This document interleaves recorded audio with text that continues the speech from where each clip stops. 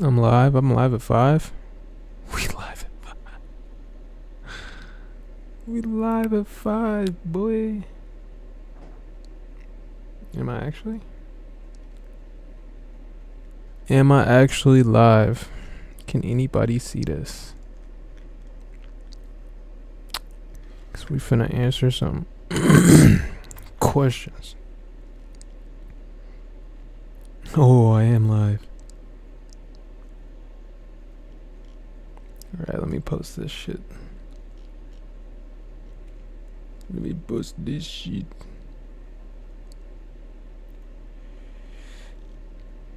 Going live on YouTube, nigga.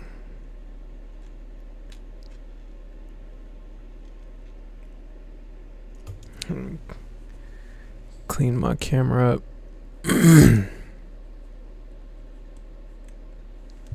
What's up?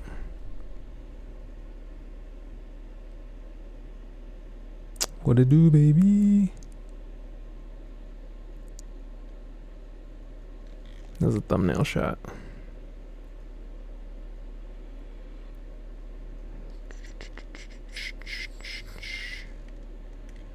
I'm sharing this. What up if you in here? Hold on, can I see who's in here? Sign in to chat. This is my chat. Type something in the chat. You can actually, I am the viewer on my phone. Forgot.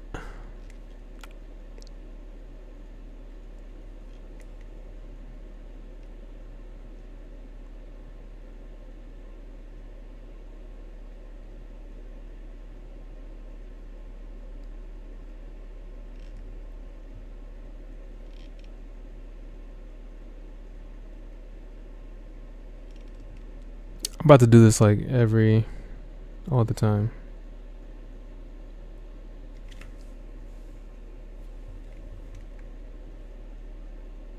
Okay. Are we cracking? Are we rolling? Am I rolling? I think I'm rolling. I'm positive I'm rolling. Let me test my chat real quick.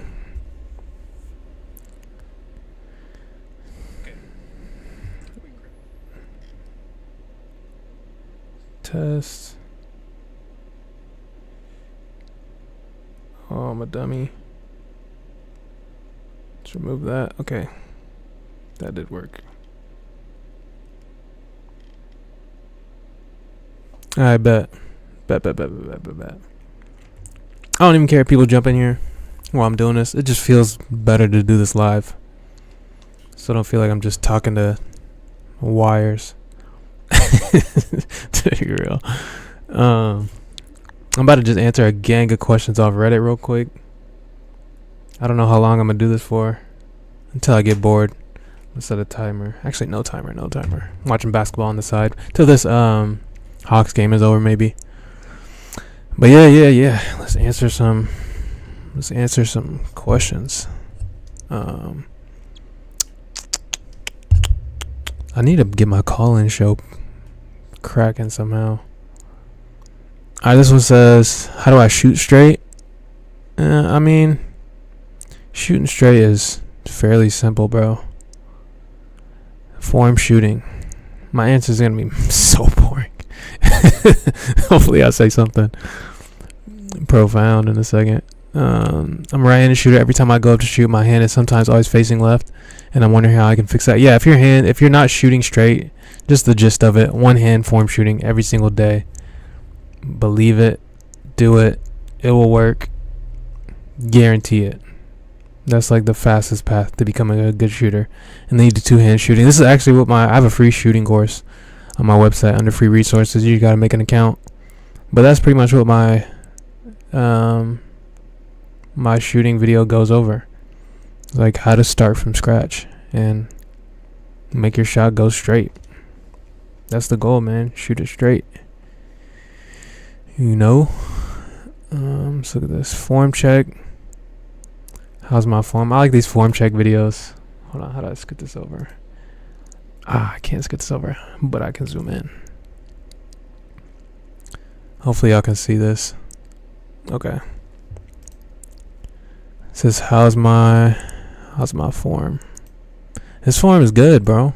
His form's good. Like, can I change the speed on this thing? No, you can't. But I like the set point. You know, balance is decent. His form is good, man. You got a real good form. I wouldn't change. I'd maybe change the rhythm. Like, instead of, like, from here, I'd start balance and start with your hands like sturdy on the ball from this exact point. Cause like he's moving the ball and then his feet aren't barely set. Like he doesn't move that foot up until the last second. So I'd have my feet set already, then go up into the shot. It's like from here he should already have both feet planted, and then by the time he's up there, cash money. But nah, I like it. Got a good shot, man. Great shot, kid. I'm gonna leave a comment. I'm gonna leave a comment on all these. I'm gonna say this is good form. Have your feet set earlier before you lift into your shot, and it will be money.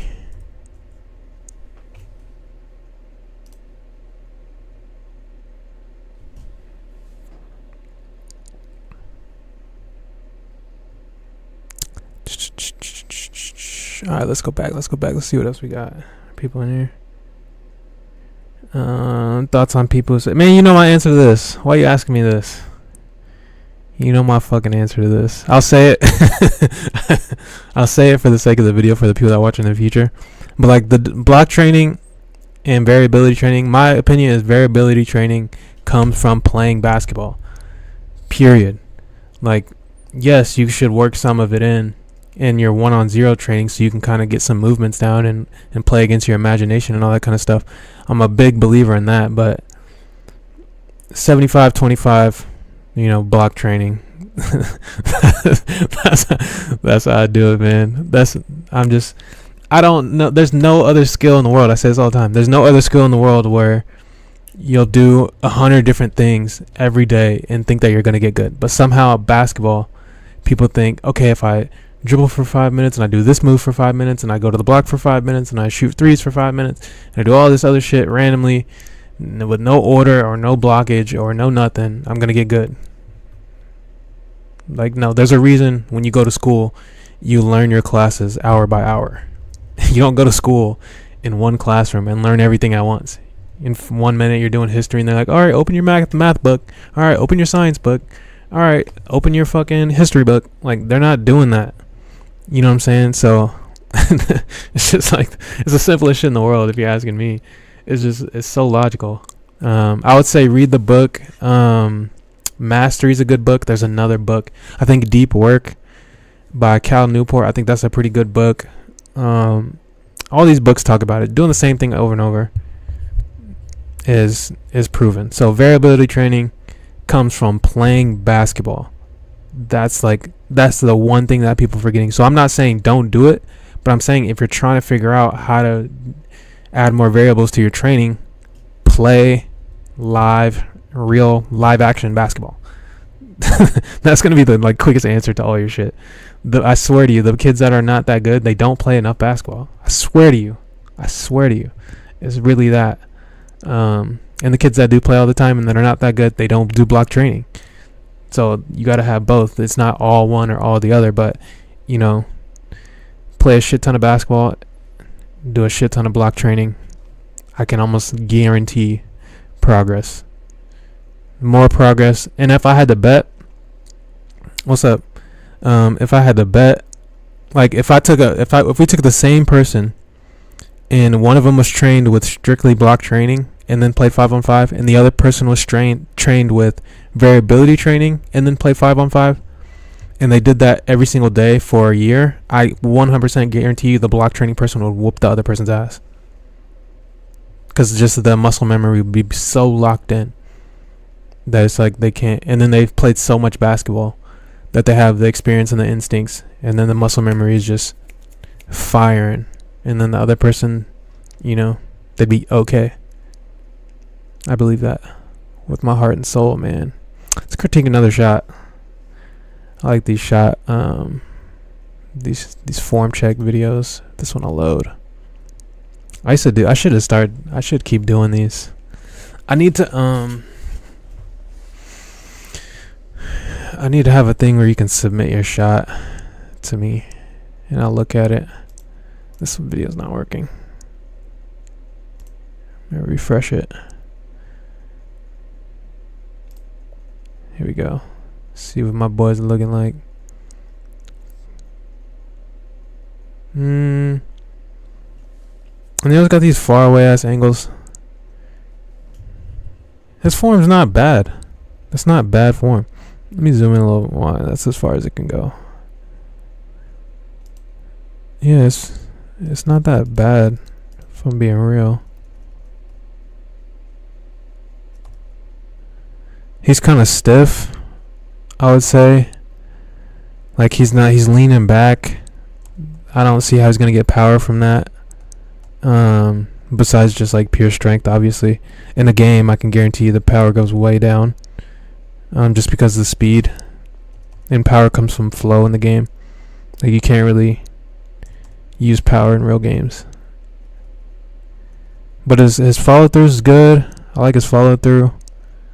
I would say it's like at this point, yeah, he's like sitting in a chair almost. You don't want to lean too far forward, but he's too far back. He's damn near doing a wall sit, and his feet are like bowed out. I have a student that shoots some like halfway similar to that. Their feet kind of go to the same.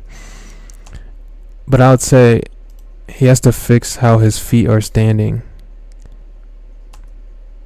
But overall, it's not bad. I just think the rhythm is off. Like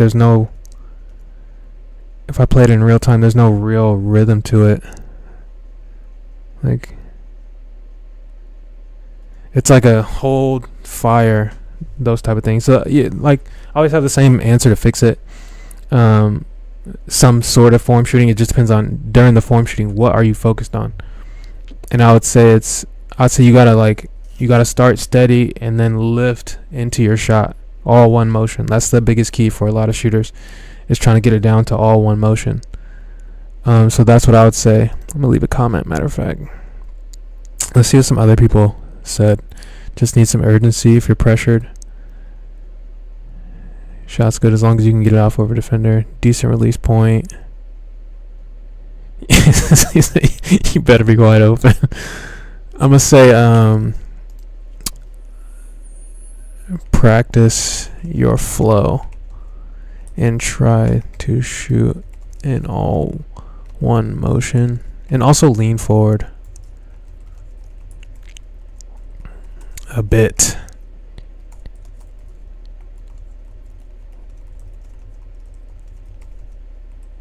And it's hard to get rhythm like that.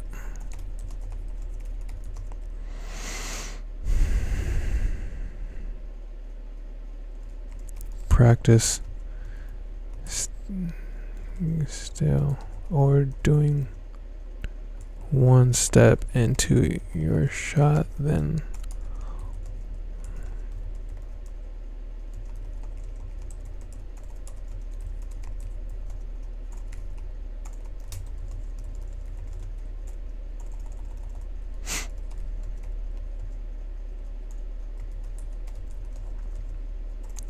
say practice it closer to the basket too.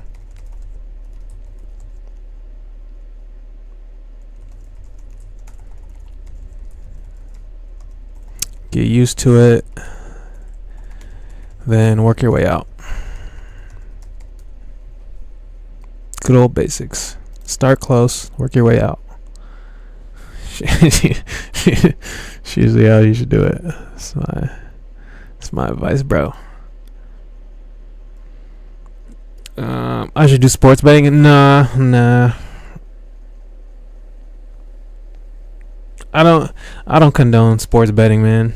I think that shit is like, imagine, this is what I always think, man. Think about all the podcasts, right? All the athletes podcasts. They got the same sponsors, alcohol sponsors and betting sponsors. If 20 years ago somebody comes up to you and like, yeah, man, I drink and I gamble all day, every day, you would think that person is a loser. But now that it's sports betting and it's Hennessy, is cool. It's Amsterdam. It's DraftKings. They came up with new names, but like, bro, you're a drunk and you're a gambler. Like that shit. And I'm not saying it's bad for the people that do it, but I'm saying I'm not gonna be the one to promote sports betting and all that type of shit. I just don't think that's right. I think there's a reason it's getting so big because all these people are losing their money. And people don't understand parlay is like the worst bet you could ever place when it comes to betting on sports. Is literally the worst bet you can ever place as a parlay, and it's like the most popular because it's the one that you hear the most. My mic's not too loud, is it? That shit's shooting up to the fucking red on the screen. This might be better. But it's like, why would you? I just don't understand the promotion of that and why everybody thinks it's so cool to do that now. When in reality, I think if you're rich, then yeah, cool. But you know, the only the only sports bet I would say is bet the over unders, and bet straight up, like who's gonna win. Don't bet spreads. Don't bet none of that parlay shit. It's 8-leg parlay that's gonna fail. Don't be betting on somebody's rebounds. Like, that shit is dead. I'm only betting team sports over and under, like the game, and then I'm betting who's gonna I think it's gonna be a Mavs Celtics rematch. So if I put money down on something, I'm putting my money on that. You know, I think the Mavs are going back. I don't see anybody who can stop Luka and Kyrie from scoring. They added Klay Thompson. Their bigs are better. Good luck playing them in the West. And then the Celtics, I think it's just a matter of time. It's a wash. They're just waiting for the playoffs at this point. So, if you want to bet the rematch. Yeah, that's the way to do it. Win money and get the hell out of there. That shit is not a lifestyle. That shit is a quick lick and get gone. It's the only thing I'll do. I used to do DraftKings. That's the thing. I used to do so much NFL DraftKings, but I don't even watch football no more, if I'm being real.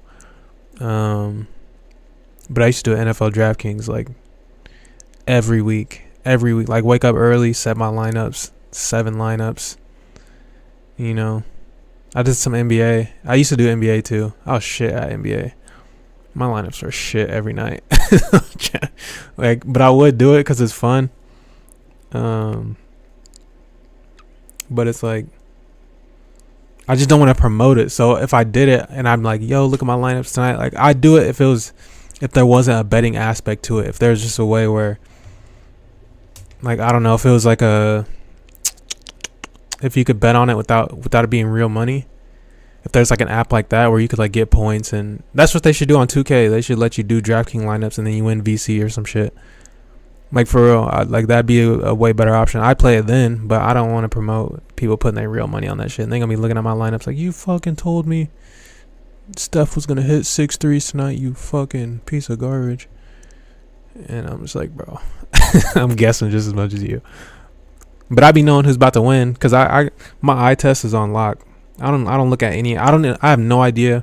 I'm gonna tell you how much of an eye test person I am.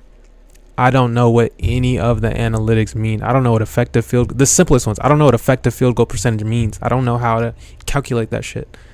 I don't. Like, and that's probably the most simplest analytic there is. But I don't look at that shit. My eye test is on 1,000 because I watch 5 basketball games a day. There's one on the other side of the screen behind my face, like right now. So, you know what I'm saying? My eye test is through the roof at this point, and I be knowing who's going to win playoff games. When I did my thing last year, I can't remember if I put the Mavs in the finals, but when I looked at it on paper, I'm like, who's going to beat the Mavs? Because I'm thinking, okay, can anybody guard Luka and Kyrie? That's an automatic no. And then I'm just looking at matchup situations. I'm like, okay, T-Wolves, they're not good enough, just straight up. OKC probably had the best chance, but I just felt they were probably too young. They didn't have enough shooters. So, like, I think this year it's going to be a legit rematch. I think it's going to be Mavs Celtics again, unless something crazy happens. I don't think OKC still doesn't have enough shooting. I don't care what they do. And they don't have any bigs at all that are going to stop Gafford and what's his name? You know what I'm saying? And then they add Klay Thompson to spread the floor. Like, bro, it's over. They're going back to the final. Denver's not good enough. Jokic is carrying them. Westbrook's helping them a little bit. You know, Jamal Murray's getting traded at the end of the season. I can pretty much put my money on that. And then, what else? T-Wol's messed up by getting Julius Randle. He just destroyed the entire team chemistry that they even had. That was the worst trade they could have ever made. I don't know what made the GM do that. I think GMs are super impatient. You know what I mean?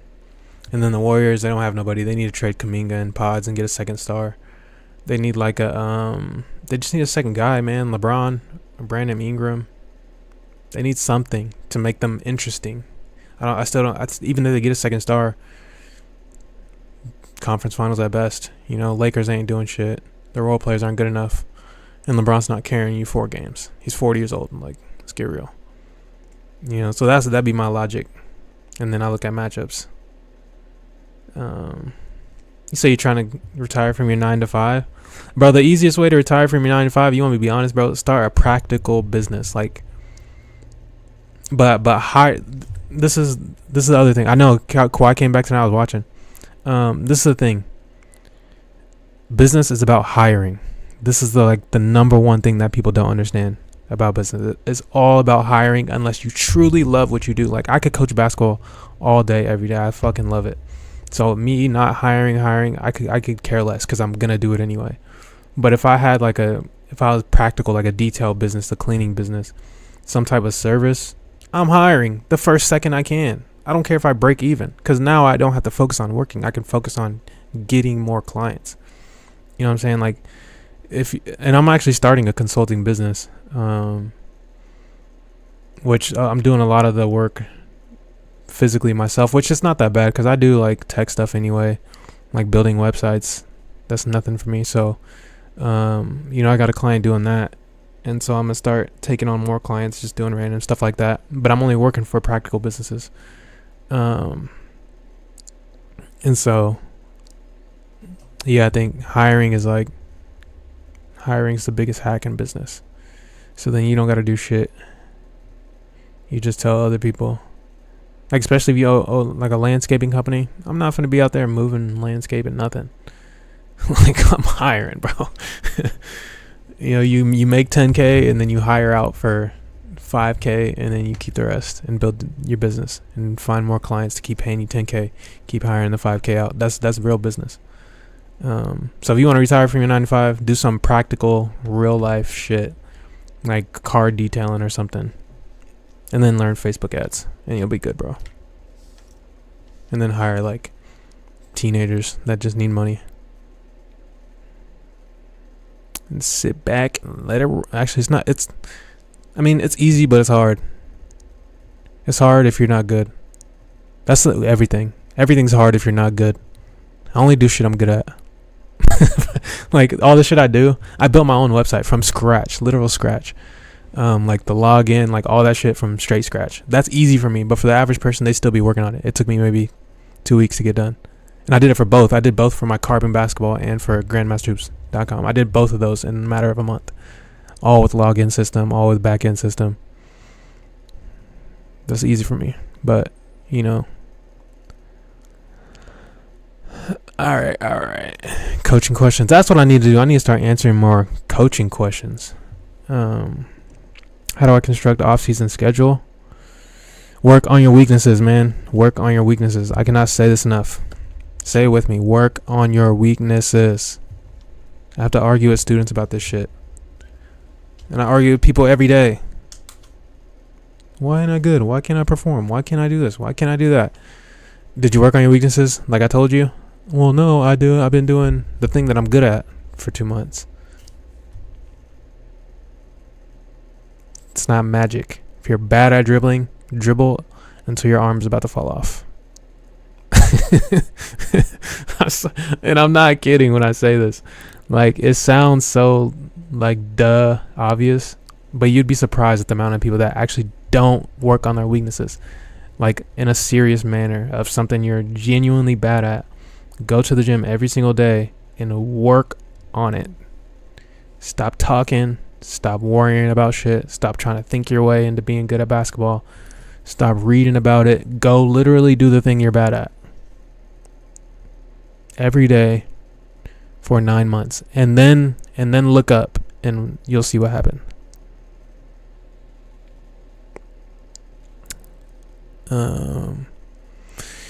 Any good coaching resources?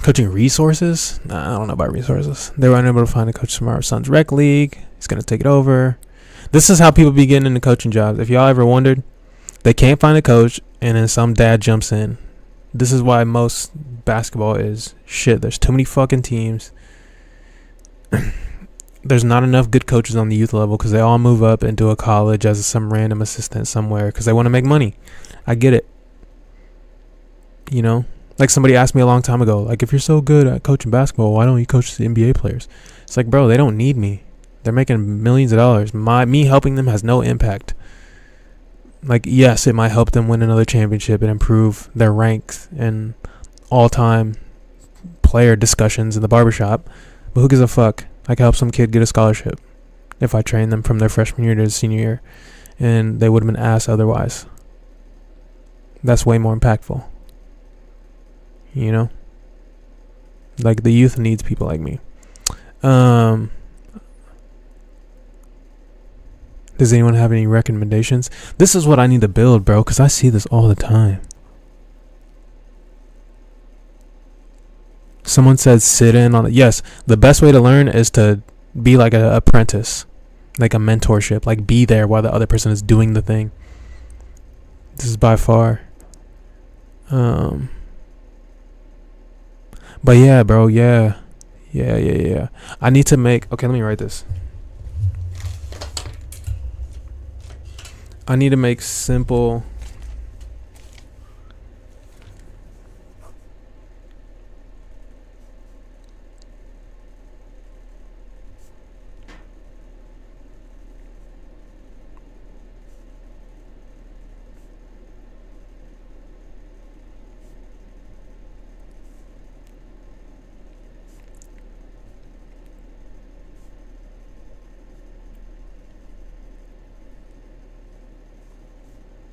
Yes, okay, that's exactly what I'm about to do. Because this is the problem, right?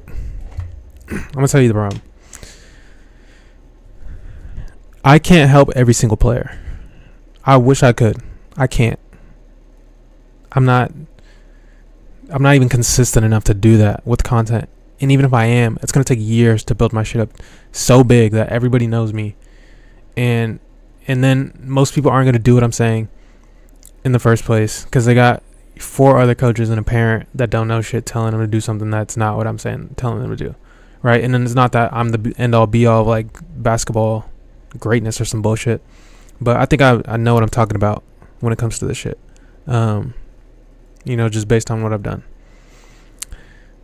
But my thing I gotta do, this is 2025, this is really a mission I'm on, is I have to train coaches, bro. So many coaches are so fucking ass. No disrespect. Some of them, the utmost disrespect. Some coaches are so ass. It actually makes me want to punch the screen when I'm watching basketball sometimes. And I watch random high school basketball games. I watch local high school basketball games. I'll be at a tournament and just watching some team. You know, some 8th grade random team. Just paying attention to their coach. Wondering what they're doing. Trying to see if I can learn something. Hopefully I can sometimes. Sometimes I do. But it's so bad that the players are suffering at such an extreme level. And it's like, it's just tearing down entire teams. And they're not getting anywhere. And then the players feel like it's their fault. But me, from the outside looking in, I know for a fact it's because your coach is ass. And y'all and most kids don't know that their coach is ass because they've only had bad coaches their entire life. And so when you've only experienced people who are not smart, you don't even know what smart is. And then you run into a smart coach and you're like, oh crap, what is this? It's real basketball. That's what it is. It's real coaching. This is what it is. But all those people I say this every time. The best coaches in the world do not make content. That is the biggest problem. And then the best coaches in the world don't coach on a youth level. That's the second biggest problem. And then the third biggest problem is the best coaches in the world don't coach scholastic high school basketball because they're only making $5,000 for the entire winter, practicing every day, traveling, district tournament, state tournament, $5,000 varsity. So imagine what the JV coach is getting. Imagine what the the freshman coach is getting. It's somebody that's already working at the school and they're a teacher, and it's a fucking bulletin board. And all right, raise your hand if you want to coach basketball this year. Nobody raises their hand. And then it's like asking this one person, bro, please take it, bro. Please coach basketball. We need somebody, please, bro, for this girls reserve basketball team. Please take it. I'll give you $1,500. Just do it, man. We need somebody. You already work here. You already can. And they're just like, all right, I'll do it. Fuck it. I'll take the $1,500. I can use the extra money because teaching don't pay shit. And then they go into that situation. They don't have a concept of how to make a player better. They don't have a concept of what winning culture looks like. Not even winning games, winning culture. They don't even have a thought process to understand what it takes to make people work together and buy in and trust you and be a leader. Most of these people aren't even leaders. They don't know how to lead. They're just standing over there with their fucking hands in their back pocket, watching their team getting run off the court, and they don't have an idea of how to make a in-game adjustment. Not even a halftime adjustment. They don't even know how to build confidence in this kid. They don't even know what it looks like for somebody that has potential at basketball. That maybe they can be good, so let me teach them how to do this and this and give them the responsibility and let them turn it over, and let them play the point, and then they can grow, and then by January, they'll be the player that they can be, and then we'll have a good team, we'll have a solid team, and we'll understand how to play defense and all these other things, communicate and know what's important. They don't even know that shit because they don't care about basketball in the first place. They could give a fuck if your kid gets recruited. They just want that $1,500, and the administrator begged them to do it. So people wonder why basketball's in the shitter, and then those are the people that those are the places where kids spend most of their time training. This is 5 days a week practice for 2 hours. You don't get that anywhere else. You don't get that in AAU. You don't get that rec league. You don't get that in middle school. High school scholastic basketball is the only place where you practice 5 days a week for fact, besides college and beyond. So you're spending most of your time around somebody who don't know shit about basketball. And then you come out on the other end, trash that ball, and you're sad because your career ain't nothing and nobody helped you. And you're like, damn, I want to quit. I hate this game. So it sucks, bro. It sucks. It does suck. I don't know what I can do about that. You know? And then that's exactly the scenario right here. I'm a 7th grade coach, and I don't coach. I'm just a dad who wants my kid to play sports. Now I got to go coach the game. And then my wife got to do scoreboard for some shit we paid for. We paid to get in to work. I'm like, you're fucking crazy, man. Gonna drive me fucking nuts.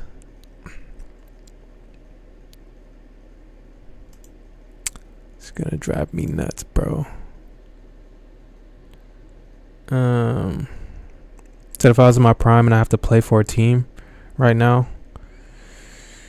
and I have to play between Portland, Detroit, and Utah, are you crazy, bro? Them teams, those are like the worst locations on earth.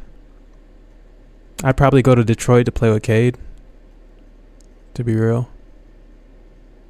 I like Chauncey Billups, though. He was one of my favorite players growing up, so I might go to the Blazers.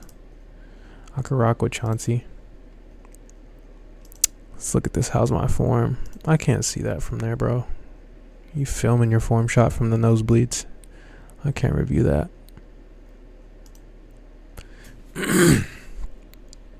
It says, is it normal to miss shots on your first year, or I just need to get better?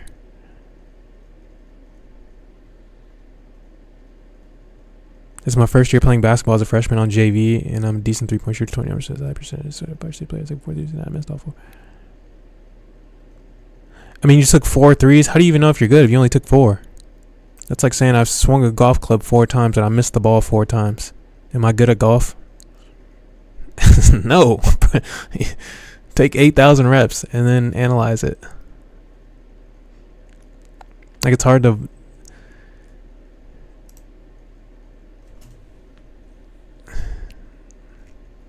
It's like, yes, get better. Also, 4 attempts isn't enough volume to give you a realistic sense. Volume to give you a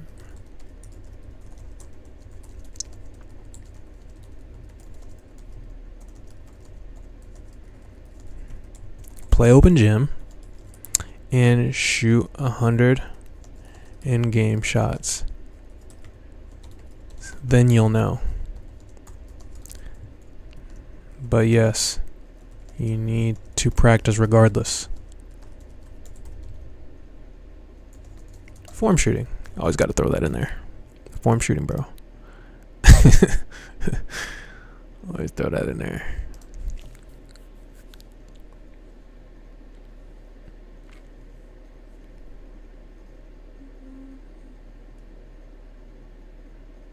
And now I answered your question. I said work on your weaknesses. That's how you structure it. Weakness number 1, weakness number 2, weakness number 3. Do it every day. And then keep your strengths intact by doing them periodically. Every day, periodically. Not like every other day. Still work your strengths in, but the bulk of your training needs to be weaknesses, bro.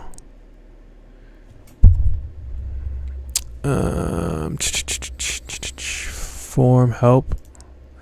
See what we looking like. Oh.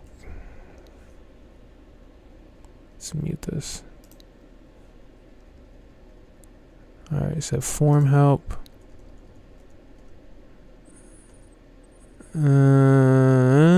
That's actually not. It's not. The balance is decent. Set point's decent. That's actually not terrible form, if I'm being real. I think he just gotta.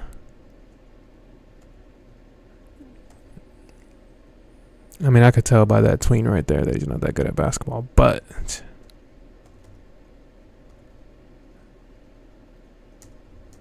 form shooting, man. I like the starting point. Like this, I like this. Just loosen up. You know what I mean? Like, shooting is about loosening up. You gotta be relaxed as fuck to be a good shooter. Like, not too relaxed. You still gotta have some structure to your shot. Like a bot, like almost like a robot. Like, shooting is almost robotic, but it's like a fluid robot. It's like a robot that moves like a human. That's how I describe shooting. You know, you can't be moving like a jellyfish. Your jump shot's about to go in. But his form ain't bad, dude. I would say focus hard on that follow through, and like, yeah, the rhythm. What's the release point looking like? Release point's a little low, but that's just shooting too far away for too long.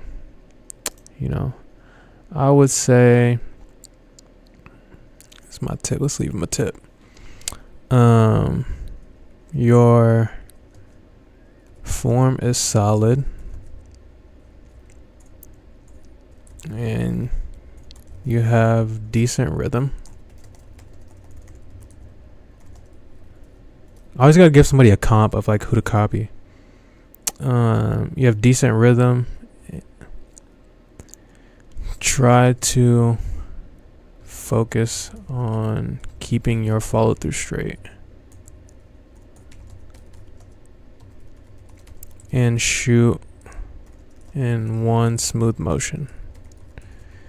If you do, say it with me, form shooting. And focus on that. It will be solid. You know, maybe not great, solid though. Makeable. Makeable at the YMCA. That's all you can hope for.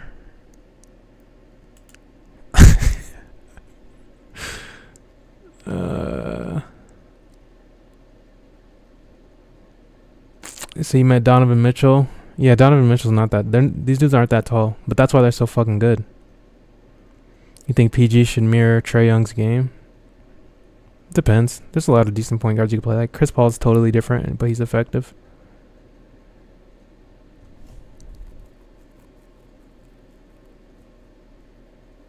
It's a lot of people out here saying form shooting is overrated. I'd bet my life that they can't shoot. Only non-shooters say that. I'm talking about real non-shooters, not the dudes that got good at basketball when they're 28 and now they can make some jump shots on the video. I'm talking about real in-game, locked-in, high-intensity shooters. Is this good or a travel? I'm not watching these. I don't watch those videos where is it a travel or no. I don't watch that shit. Wasting my brain space. But anybody says form shooting is overrated, can't shoot. Can't shoot on a high level in an intense environment. Again, I 100% promise you that much.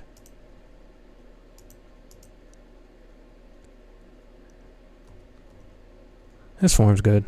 I don't have no notes for this.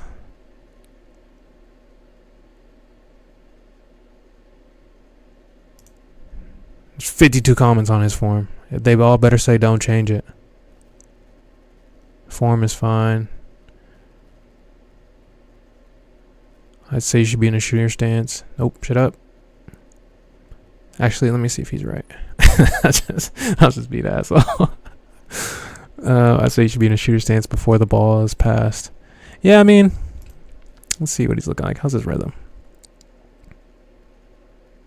Yeah, that's fair. That's fair to say that. Be more prepared.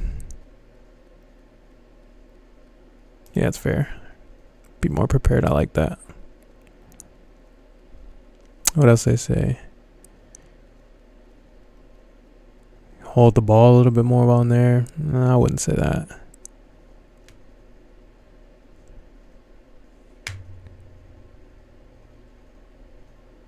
Yeah, he's good, man. He's good.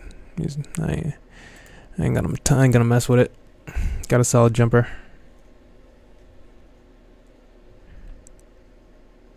First dunk. I remember my first dunk. I think I was 16. Searching for conditioning workouts I can do, but I can't really narrow it down. Only place I can run is the court, and the only place I can work out is at my house. That's tough. Working out at home, I would never tell anybody to work out at home unless you have like a specific workout space. But I'm a big fan of leaving the house to do whatever you gotta do.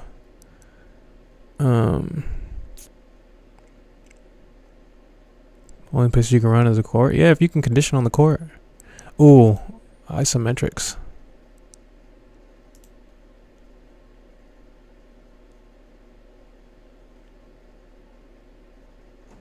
Okay, this is a good one. There's no need to waste time on conditioning drills. Just do your skill workouts at game speed or faster.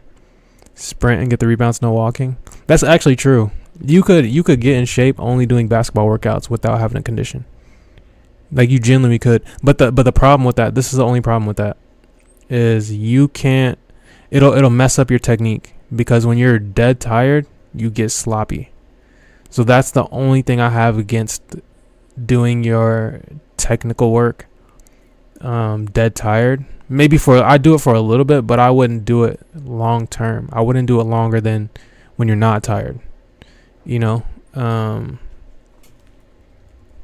But isometrics are great, because the reason people get tired, this is what a lot of people don't know, the reason you get tired is because your legs get tired. If your legs don't get tired, you won't get tired.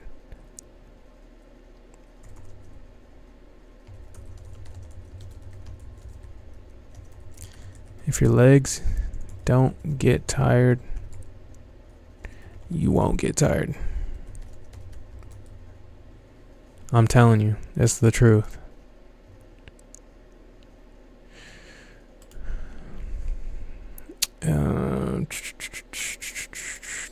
Have I ever caught a body or broke any ankles? Have I ever dunked on anybody? No, I haven't actually. Every time I went to dunk, like when I could dunk really good, people were scared to jump. And then other times, if I knew the person was like too tall, I'd just like switch my layup. Because I'm not gonna try to dunk on somebody that's more athletic and taller than me. It's not smart. But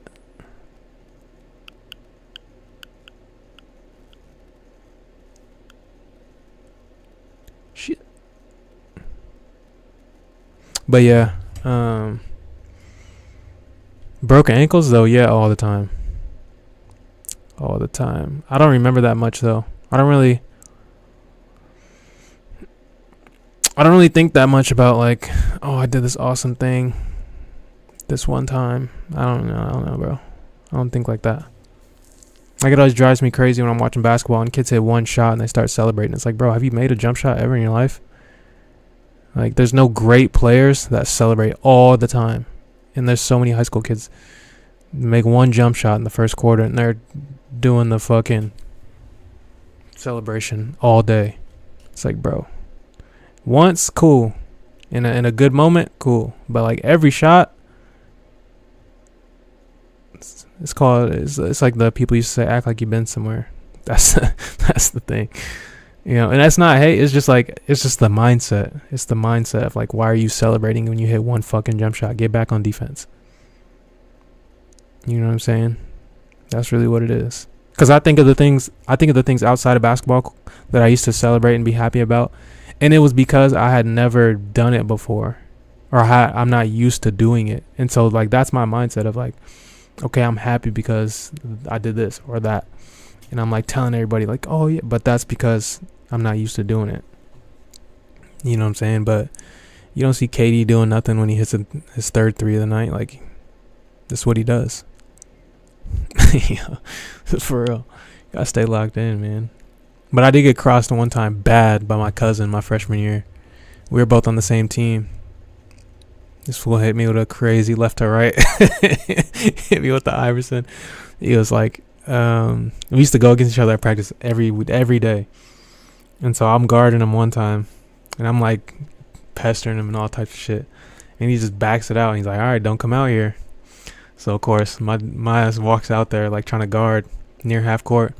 He just hangs it up.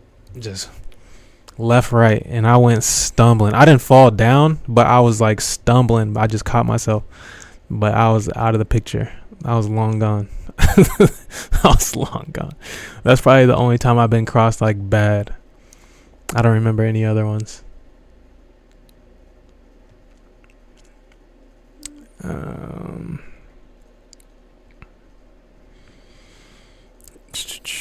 It's too much to fit in one day. I can't fit 2-3 basketball workouts, weights, conditioning, film. Yeah, you can. Yeah, you can, bro. It's not too much. There's always time, bro. People have way more time than they think. You have way more time than you think. I dare you every day to write out what you spend your entire day on. You have way more time than you think. And the reason I say this is because I've done it. So I'm not telling you to do some shit I've never done. I used to get up at 6 a.m. and go shoot on the shooting machine before school for an hour. And then I had a weightlifting class from 7 to 8, whatever, 8:30 or some shit. So I did 2.5 hours work before I had my first class when I was in high school. And then after school, we practiced 3:15 to 5:30 or whatever it is. And then I'm practicing with another team. I'm probably practicing with 2 teams. I think I did that 2 years. I can't remember. I know 1 year for sure I was practicing with the reserve team and the JV team, like back to back every time. I was just going 2 practices. And then I'd stay as late as I could, do some skill work. If there was an open gym, I'm showing up 45 minutes. Me and my coach were working on handling for 45 minutes. He just said it randomly. He's like, you should show up every, and I wasn't going to say no. I didn't know any better. I worked out of I don't even know. But he was just like, you should show up 45 minutes before every open gym and just work on handling. And I was like, okay. And so that's what I did. I just went in there and we was doing all the dribbling drills. All the fucking dribbling drills. for 40, like legit 45 minutes. Like, it's the coach, you know what I'm saying? So the coach ain't gonna let you just hang out and do some bullshit. And I didn't want to be lazy. Like, I don't think I was lazy. Like, by that time I learned how to work hard, you know what I'm saying? Partially because of him. And so we're in there grinding 45 minutes. And then I got open gym, you know? So it's possible. It is possible. How can I be effective as an immobile 5'11" player? You can't. If you're not mobile, you're out of luck, bro. Basketball is a sport where you need to be mobile for the most part, depending on what level you're playing on. Like, if you're smart, you can figure your way out of it, but you're not going to be good. In the grand scheme of basketball, you're not going to be good. This is why I always tell people, like, the body comes second. Mind first, body second, skill third. Skill is the last thing. But it's because this is why I always say, like, and I'm going to keep saying this every time when I get the chance. The reason your mind comes first, if you are not confident or you don't have the right mindset or you overthink or anything related, you will not do the work required no matter what. So you can't even begin to work on your body. You can't even begin to work on your skills if your mind ain't right. You just can't. It's not possible. It's not real. So you got to get your mind right and control your emotions and control your feelings and control your thought process and work on your perspective and how you view the world and how you view things, how you view mistakes, how you view other people's opinion, how you view embarrassment. Like, you have to have all those things have to fucking line up. So then you can work as hard as you can. Because the thing about working as hard as you can, the reason people don't do it is because they're easily embarrassed. They're self-conscious. They're judgmental of themselves. They're scared of what someone else is going to say. So they don't want to put in full effort, because full effort is the real you. Like, when you put in full effort, you can't fake who you are in a full effort moment. You know what I'm saying? Like, that's you. Full effort moments is the truest potential of your, like, I don't even know how to say it. The full display of your effort is the most authentic you will be ever. And so if in that moment you're being fully authentic and it's like vulnerable, right? If you're fully authentic, then you're vulnerable. Like, you're just showing everybody who you are. If in that moment you make a mistake and you're afraid to let people see you in that light, you're not going to make it. It's not happening. Like, your game's going to be fucked. And I'm being dead serious. And so you got to get over all that shit. And it's not that, it's hard for me to say it's not that hard. Because, like, for me, I got lucky. When it comes to basketball, I was not insecure as a kid. When it came to basketball, people could say whatever the fuck they wanted. They could say I was trash. They could say I couldn't shoot. They could say I couldn't handle. They could say I was slow. They could say anything. And it was just in one ear, out the other, bro. It was like, that was like the biggest blessing I ever had in my life. And they said it all. Everybody said it all. You know what I mean? Like, they tried to say everything. But that's what happens to every kid. Every kid gets, like, that's like the first hurdle of basketball. Is like, can you survive people talking shit about you? It's literally the first. I'm trying to find this shit so I can watch basketball. It's like the first level of mind games when it comes to basketball. Is people talking shit. You show up to the court and you miss some shots. You're fucking garbage. You're trash. You're going to run into that. It's inevitable. If you can't overcome that, you're screwed. You are screwed. You can't play at the park. You can't play at the rec. You can't play anywhere. You know what I'm saying? You might be able to get away with it in some games where you're playing a team that doesn't talk shit, but you're not going to an open gym or open run at the courts and think you're going to avoid shit talk. That shit's not happening, bro. And so you got to overcome that. You got to figure out, you got to realize it don't fucking matter. Like, you saying I'm trash ain't gonna stop me from making this jump shot because I didn't practice this jump shot. So when I make that shit, I'll say you thought I was trash, and then I talk shit back, and then now you can play. You know? But if you can't survive that, bro, you are screwed when it comes to basketball. And then, okay, so that's always the first mark, right? Then the second mark, the mobility thing. Once you get past the mental hurdles, right? And sometimes you don't the way to get past the mental hurdles is to just take action, bro. People be trying to think their way through a fucking mental maze. Just take action. Like, stop talking and take action. I'm being so serious. You know, stop trying to think your way out of this mind maze. You're just gonna get more stuck. Action is the way out. I'm so serious. Action and environment is like the way out. And I think that's how I avoided it as a kid. Like, I never stopped moving. I was either playing a game, I was hanging out with my friends. We were playing video games. We were playing tag. We were playing football. I was, riding my skates. I was going to the skate zone at night. I was going to A&R skating. I was going to play, basketball. I was going to the rec. I was going to the basketball camp. I was after school program. I was doing all types of shit. So I didn't even have the time to think about nothing. Like, just stop giving yourself the time to think. Thinking is like a curse. Your mind's not meant to think about so much bullshit. It's just there to analyze and every now and then problem solve in a serious moment. You know what I'm saying? So action's the way out of that bullshit. What's the next thing I was saying? Okay, so, and then the body, right? So after the mind comes first, and you don't have to do it in specific order. You can do all of it, but the body comes second, because if your ankle's messed up, or you always pull your hamstring, or you can't move, or you're slow and you can't jump, and you're weak and you get pushed around and all this other stuff, it don't matter what skills you have, because someone's just gonna shadow the shit out of you that's faster and quicker and stronger, and you'll never get a shot off. You'll never be able to dribble the ball.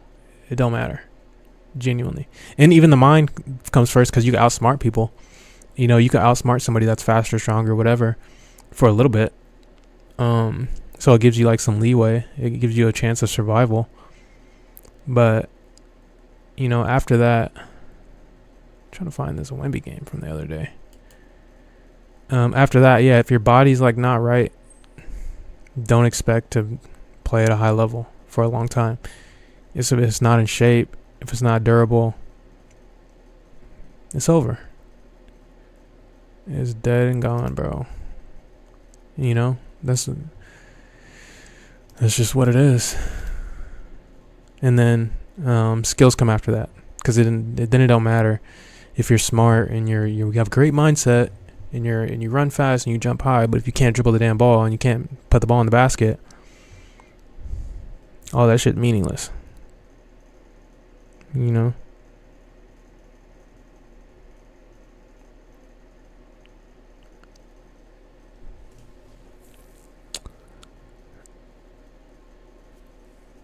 So wake up 5, workout 5:10, school 7:20, 2:30 practice 4:00.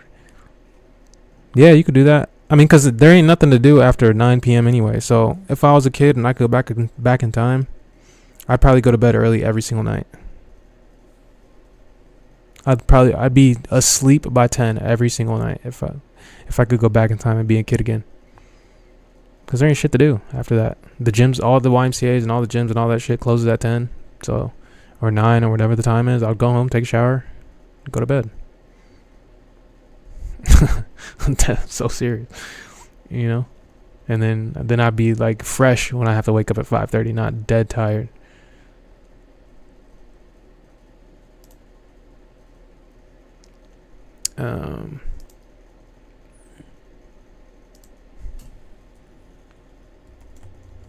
So the answer this person say, I'd say work on your mobility and try to get work on your mobility. ATG. Do some ATG workouts. It's hard to be good. Yeah, like you have no mobility, you're not fast, your dribbling isn't the best, you suck at shooting.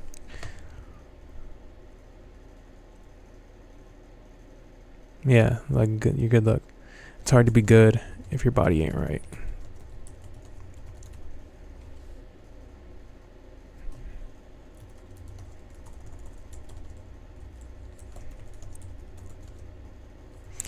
And a little bit goes a long way. Like there's some kids I've given them like a workout, like, hey, do this for 40 minutes every day.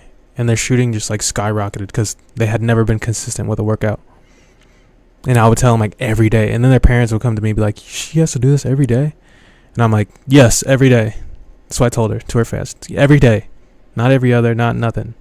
Because she would like tell her mom like, no, I got to do this workout. My coach told me to do this workout. I have to do this. And they would do it, and then making 5 threes a game. So, you know.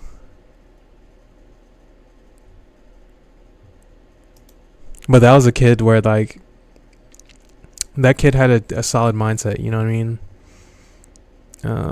They were a worker. Like, they didn't overthink in the games too much. They just hooped. And so when I give them the workouts to be consistent with it, the translation was so easy for them because their mind was already in a good place.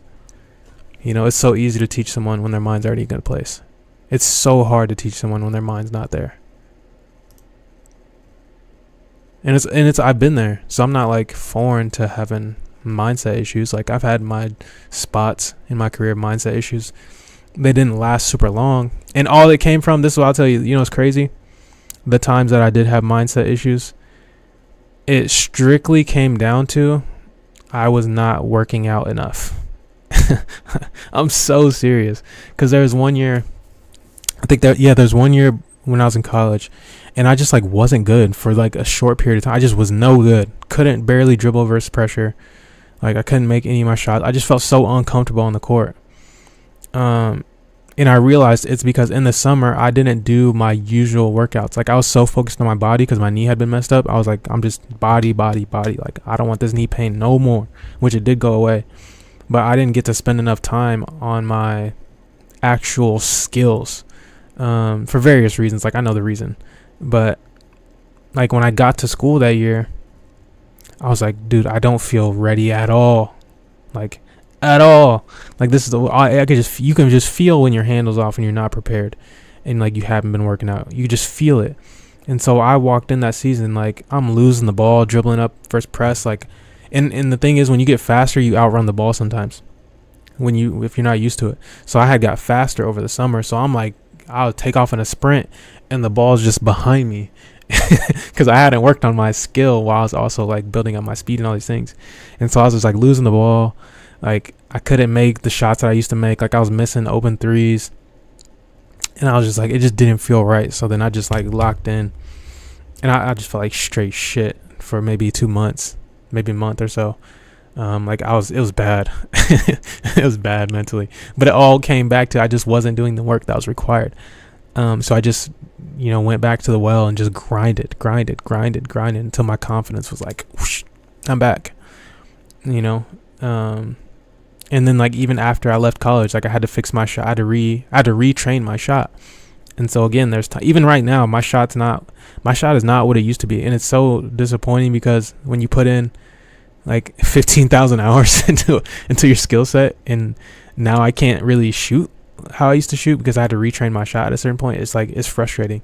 You know what I mean? So like, if I went to go play basketball now, live basketball, I don't feel prepared because I can't shoot how I used to shoot. I know the formula, but like the confidence goes down because I already in my heart, I know I'm not prepared because I haven't done the work, and my shot doesn't feel comfortable.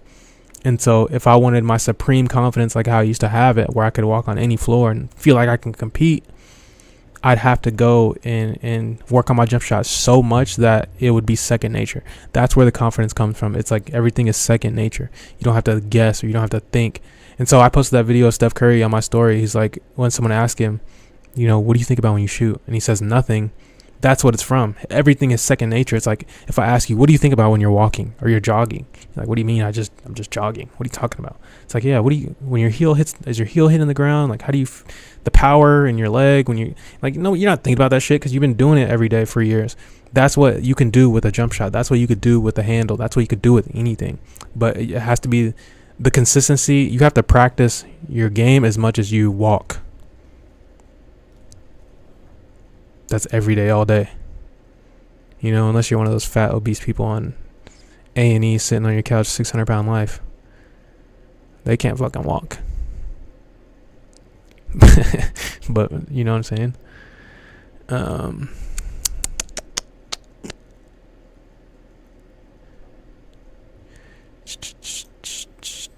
I don't know if anybody else is interested, but one thing I've always been interested in is seeing how athletes train. It's what got me into lifting and running at 14. I was fascinated by athletes, the Ball family. Oh, okay.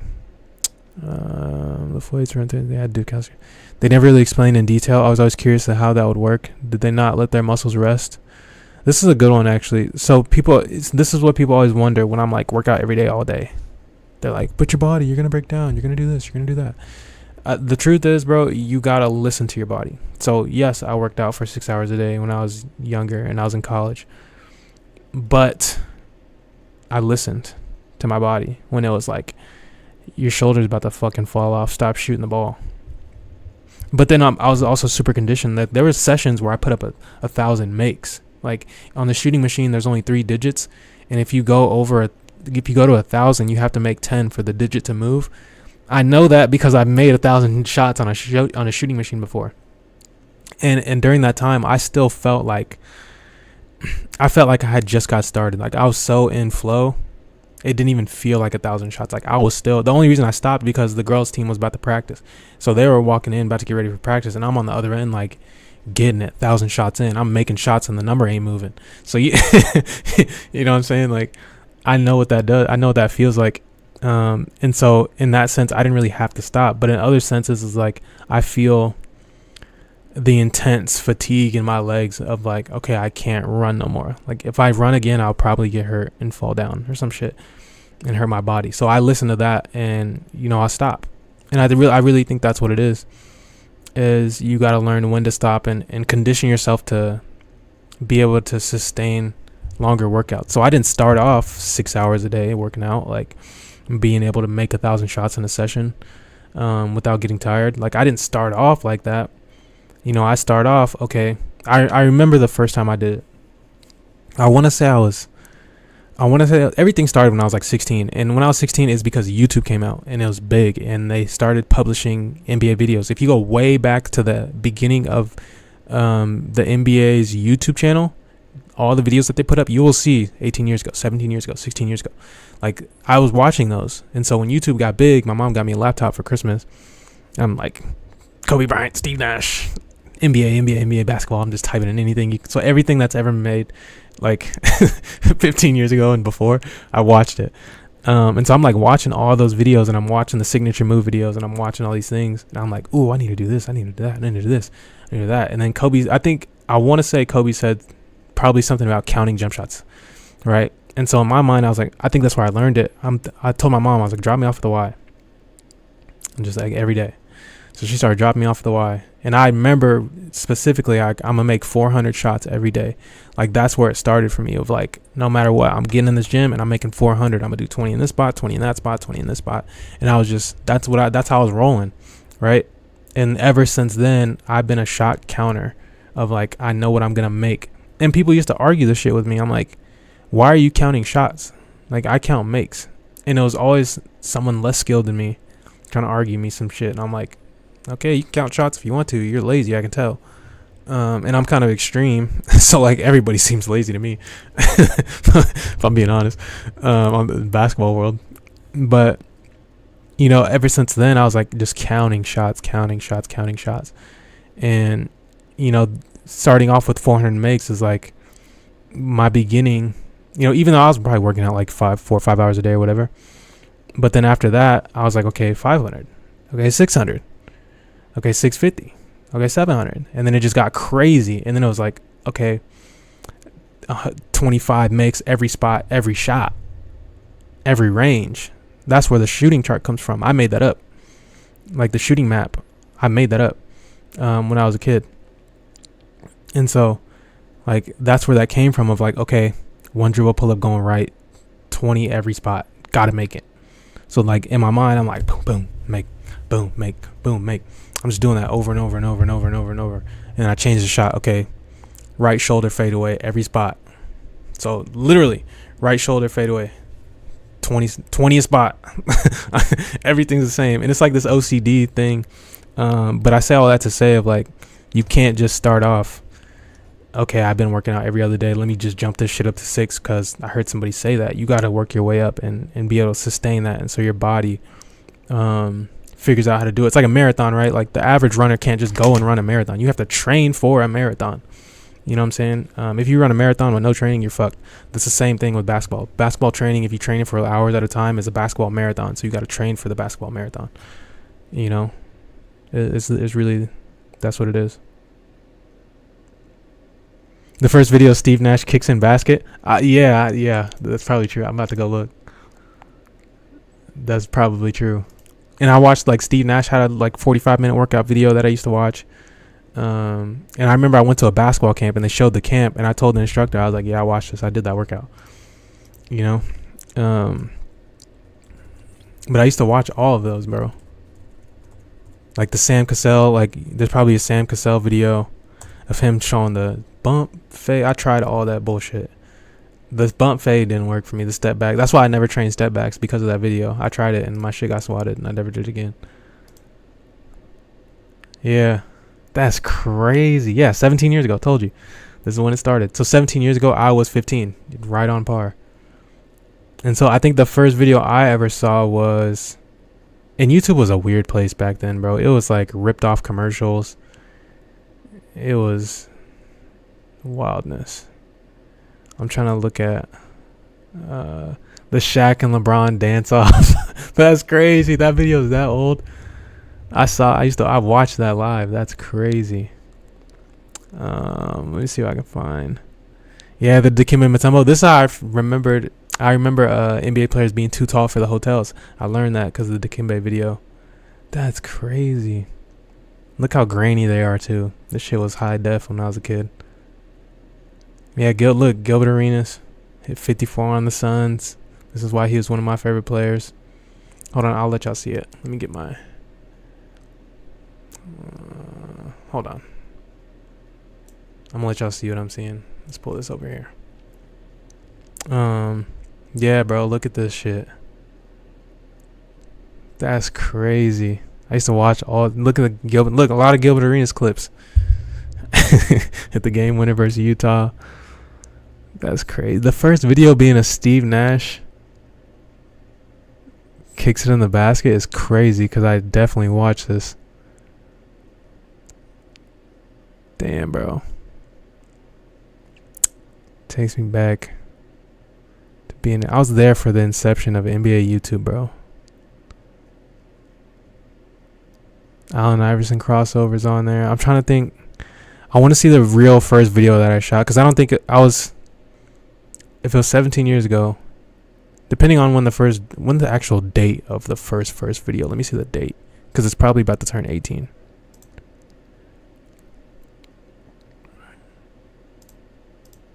It only goes to 480p.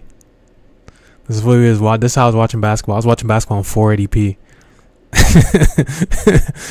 That's crazy, man. This shit looked clean though at the time. Camera's grimy. That's when I was watching Ellie Seckback videos. How old is this video? Is the date on this? February 9th, 2007. So it's about to be 18 in a month. So 18 years ago. I was 14, so I hadn't discovered it yet. That's why I don't remember a lot of these videos. I'll show you the video where I discovered it at.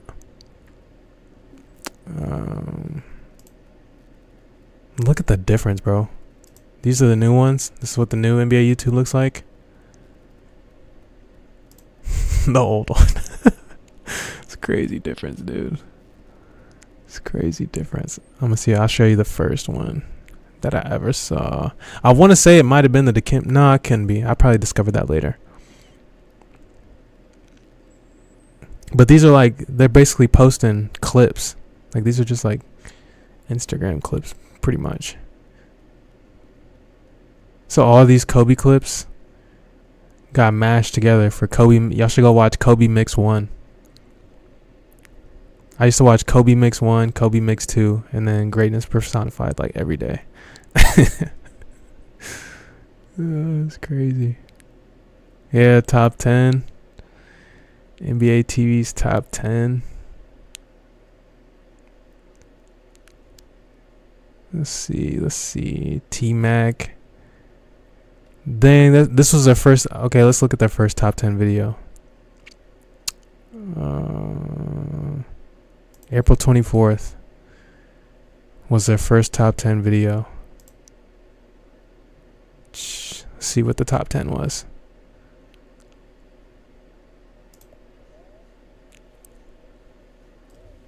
A buzzer beater in the first quarter? Dunk. Steve Nash to Amari was a dunk every time. Oh, he nutmegged him? Is that what that was? Well, let me see. He did. Threw a nutmeg pass. But I used to copy all of Steve Nash's workouts. That's how it's maybe better at playing point guards. Chris Bosh for the Raptors. Y'all don't even know about Chris Bosh from the Raptors, bro. Automatic 20 and 10. Barbosa. That's our first. Dragic played on this team, by the way. Goran Dragic. He was a rookie. Behind Steve Nash. That's why he's so good. Steve Nash was his vet. So I saw Dragic. I saw Dragic's entire career. I think he's the first player who I saw their entire career front to back. Him his rookie year and his last year. They're all Suns plays. That's why it was my favorite team. Now y'all can see it. They were like the Warriors. They were like 2015 Warriors. That was like pretty much who they were. They got hosed because they got players suspended. Steve Nash got checked. How was that a top 10 play? Steve Nash got shoulder checked into the scores table, and then two players, I think it was Diaw and I think it was Amari, came off the bench, and they got suspended for 2 games. And then they lost to the Spurs when they were supposed to go to the finals. That shit made me so mad, bro. Hey. There's only like 3 games this night. Let's see what number one's got to be a Suns play. Probably a oop. Oh, it's a Kobe play, maybe. Oh no, Lamar play. Oh, yep, Suns play. Block that shit off the board. Give me that. That was a decent top 10. Let's go oldest. That video is older than you. That's how old this stuff is, man. I'll watch. I'm gonna show you. I'm gonna show you a good one. Playoff preview. Got Matt Barnes on the Warriors. This one they beat the Mavs. Jason Richardson. Oh, I wonder if they got the LeBron. I'm gonna show you the play that made me a LeBron fan.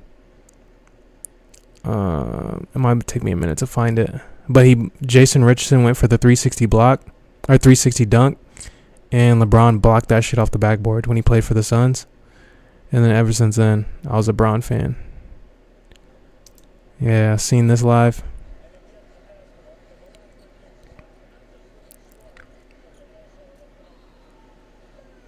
Punched on him.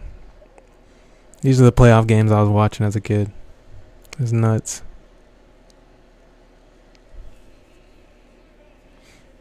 I used to have a TV on one side to watch basketball. Actually, I don't know if I had 2 TVs. Because I was playing my Xbox. I was playing Halo. On one of them. So if I didn't watch a game, it was definitely because I was playing Halo. Let me see. We're gonna find this. Jason Kidd. I don't know how, but I never watched Jason Kidd that much when I was young. I don't know how I missed any of his games. Cause I think I wasn't like sitting and watching basketball every second. I was either on YouTube, like I'd catch a game every now and then. I didn't even know when the schedule was. I was just like, turn it on. There's basketball. That's kind of how it is when you're young. You don't really, unless somebody shows you. You don't really even know how to watch basketball. It's just on one day.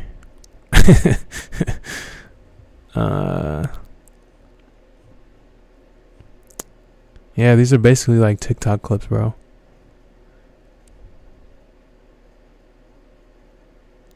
Got Ginobili, Rip Hamilton. Inside the playoffs. That's how I learned how to shoot mid-range. It's because of Rip Hamilton. Is this Bron? Yeah. Bron taking over in the Palace. I watched that, I think I did watch that. Yeah, I watched that for sure. LeBron dropping like 30 in the fourth quarter on the Pistons. But I didn't watch the finals because it was summer. Yeah, I was outside. I didn't see 1 second of the 2007 finals. Because I was outside every second of that. It was June, yeah. Didn't see a game.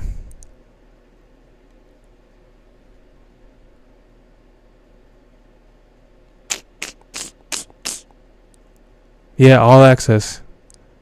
This is where I started watching. I was watching All Access. Yep, this Kevin Durant, look, he about to dribble with 2 basketballs up and down the court.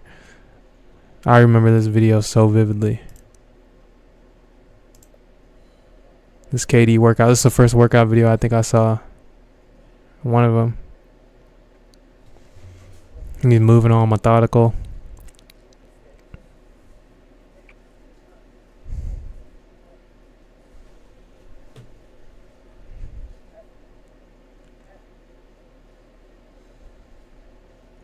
Putting in work.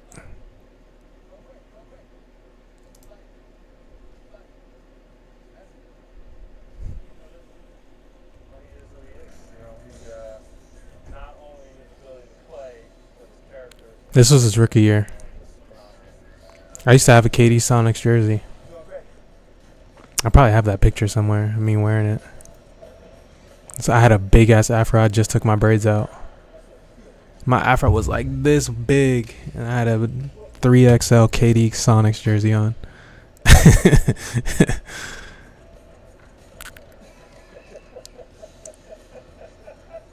Yeah, this is what I remember right here.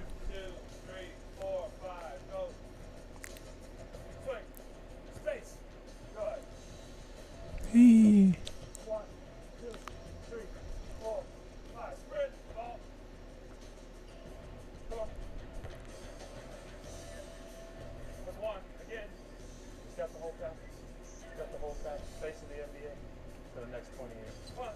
I'm about to post this on my Instagram tomorrow.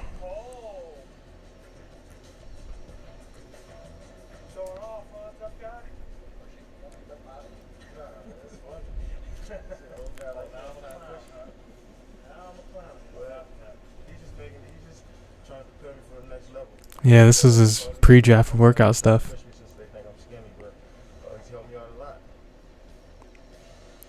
It's crazy, man. All Access, bro.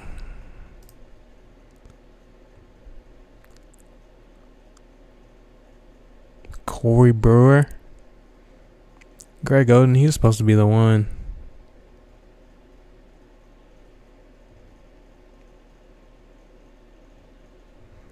This is nuts, man. See if I can find some more of those. The rookie show. Yeah, I definitely watched this. I got the rookie transition program. No, this is where I seen. Yeah, Ray Allen's workout. I think this is Ray Allen's workout. Oh, it's training camp. I remember this. Joakim Noah. I think that's Jeff Green. The other rookies. Yeah, Jeff Green. Is that big? Nah, it didn't look like Big Baby.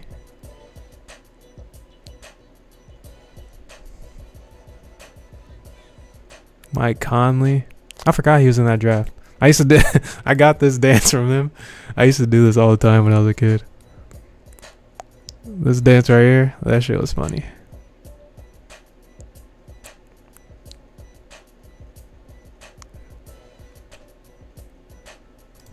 What else is there?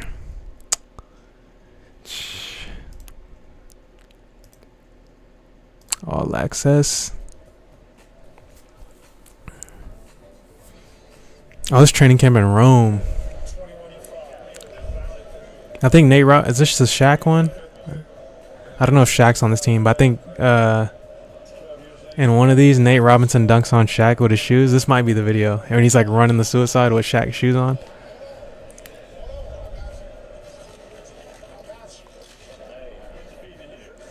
Oh, Paul Pierce. My coach used to call me Paul Pierce because we used to play the same. Methodical pump fakes, mid-range cash money. Yeah, that's what the old Sprite logo looked like.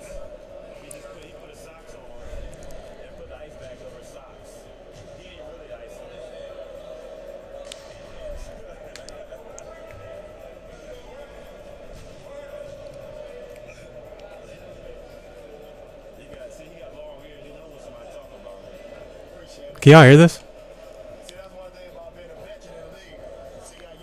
Can you hear this video?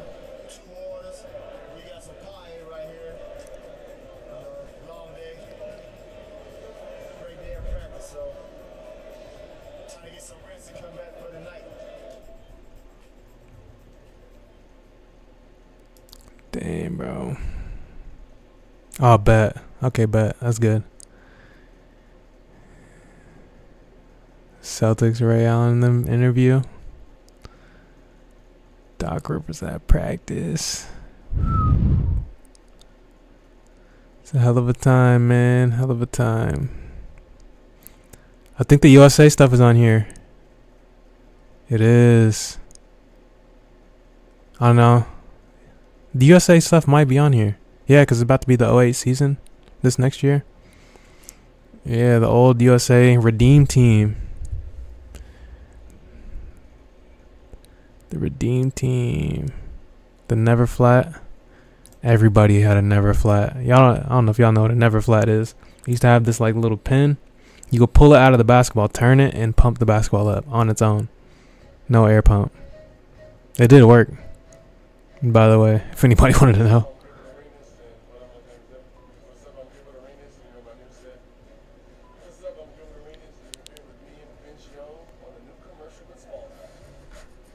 Vince Young. Vince Young was the truth.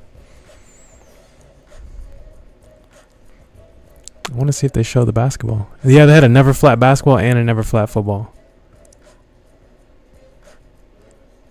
Look, people, this is how cold Gilbert Arenas was. He was in commercials. People don't understand that. You know how good you got to be in NBA commercials? Oh, they don't show it. They don't show the ball. But the Never Flat was everything. Look at Scal. Brian Scalabrine.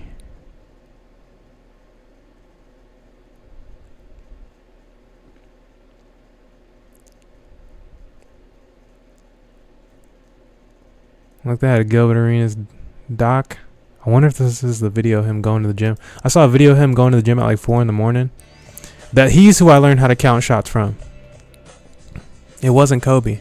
I learned how to count shots because of Gilbert Arenas. Maybe more than young Gilbert was ready to handle.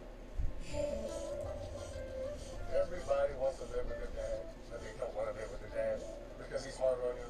He's gonna push you, and that's what my dad did. He pushed me. But you know, while he's pushing me, you need somebody to, give you the motherly love too. I didn't have a female, so to speak, in my life at the time. Yeah, the logos was way better back then. Way better. It wasn't even close. Everything now is like simple and bland and boring. I was 11 when I met Megan Foster. I was trying out for an ARC team. She was the team mom or something.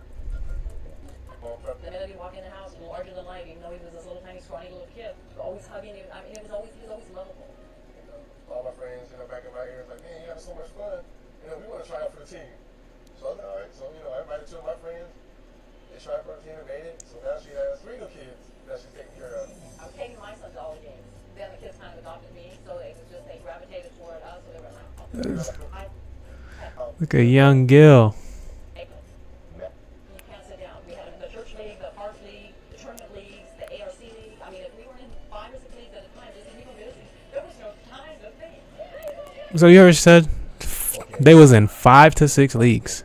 I had so many tournaments to take them to. You can't sit down. We had the church league, the park league, the tournament leagues, the ARC league. I mean, if we were in 5 or 6 leagues at a time, just to keep them busy, there was no time to think. This is how it is, bro. You gotta hoop. To Vegas with her. We were driving to the Vegas tournament. These were kids that had never gone to the beach. They hadn't done anything. That's when she bought everyone their favorite team's jacket. I was borrowing money from my 401k just to support them. I had the Magic's jacket with the Hoyas jumpsuit. We just had a fun time. Maggie Foster was a lot more than just a team mom. She was willing to give extra attention to all of her players, and she helped fill a void in Gilbert's life. She was like a mother figure to me and a couple other players that played on the team. See, man, mentor. She was just a mother away from a mother. And that's how I always looked at it. I was a mom in the respect that down. Need a mentor, man. Vital. Vital.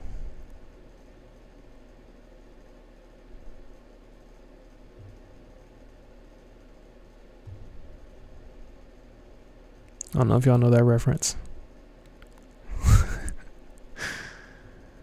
Dang, give me some more All Access, man. Oh, this is during season shit, that's why.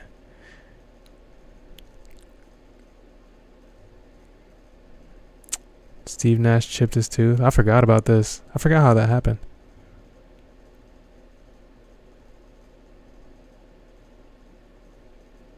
Corey Maggette. Him and Cuttino Mobley for the Clippers. It was nice. The Suns beat them in a 7-game series.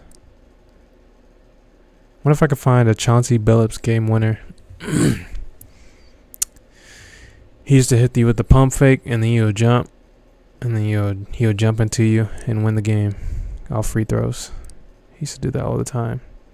And he used to shoot pull-up threes on the fast break. Semi-transition. I learned that from him.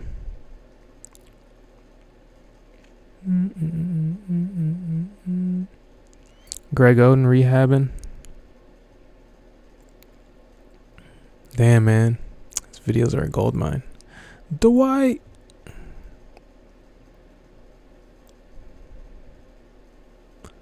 Jamal Crawford. Shake and bake? I don't know what team that is. I think all these videos wasn't no Instagram trainers. So we was only learning from this shit. We was learning from this and one mixtapes and Gannon Baker. Better basketball. The dunk contest, yeah, the dunk contest was nuts. Jamario Moon. This was one of the best dunk contests ever.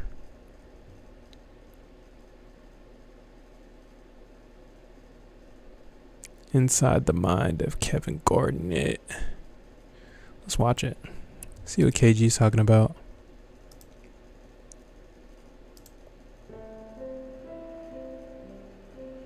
When I'm on the court, it feels like Oh yeah, the Lakers wore them bullshit 70s uniforms one day. Look at the shorts. Y'all saw it? Look, they wore it for one game. They said it was so uncomfortable. Look how small their shorts are. They never did it again after that. rain is blowing through my face, and I have my arms out like This is Gannon Baker. He's the OG of internet basketball training. Look him up. and I'm calling. And for a split second, I'm flying. My feet are not on the ground. And I'm like, It's not the video I thought. But that's KG for sure. that's what it feels like.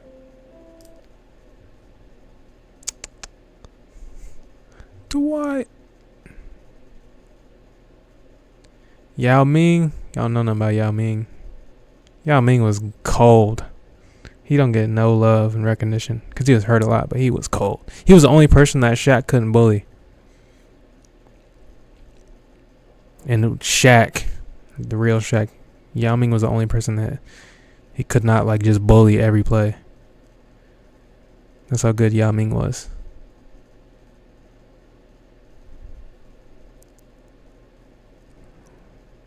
Lindsey Harding, WNBA player. This is the first WNBA vid. The WNBA started in '96. It's not that old. So people are like, their league is ass. Yeah. It's like, yeah, no shit. It just fucking started. The NBA was ass in the 60s because it just fucking started.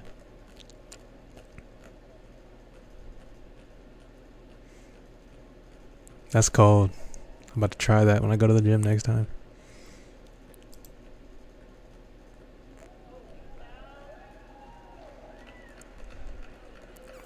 It's 06 WNBA. They had a game. I've always been a fan of women's hoops though. Since day one. Look at the old WNBA logo too. It's way better. I love that logo. I've been trying to find some gear with this logo on it. It's hard to find. But I've been a W fan since the beginning. This is one of the best All-Star games. Me and my friends used to watch the All-Star game together every time, and we would bet on the All-Star. We would bet like a couple dollars on every event, and we would write our bets down. Who's going to win what And then I think we had like a point system. And then whoever had the most points would win. Would take the money. All-Star Game was everything when you was a kid, dude. It was Jason Capono. I got cheated one time out of a bet because I bet Jason Capono was going to win. But Jason Terry was in the same... they were both in the same three-point contest. And they were trying to say I put money on Jason Terry. And I was like, I would never put money on Jason Terry. So they didn't give me my money. But I bet on Jason Capono. It was some bullshit. They owe me like $3.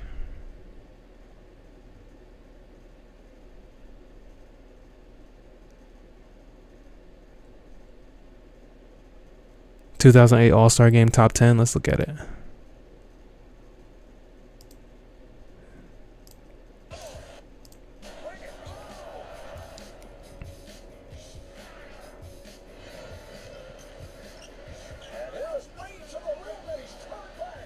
Look, defense in the All-Star Game.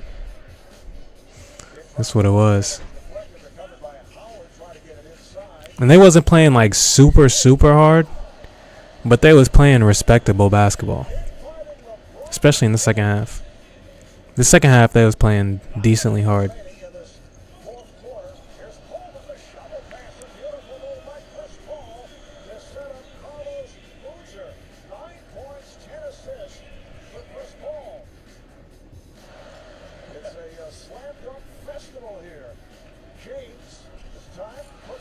Yeah, see, second quarter. This is what they would do in the second quarter.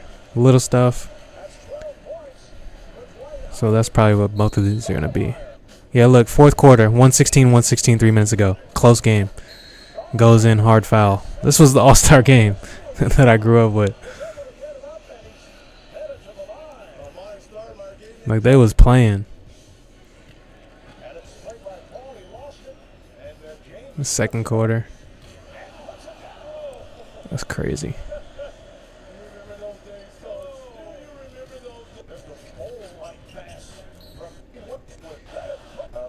Second quarter. They're all going to be first quarter, second quarter. Oh, fourth quarter here it is. Yeah. First play. 125, 125.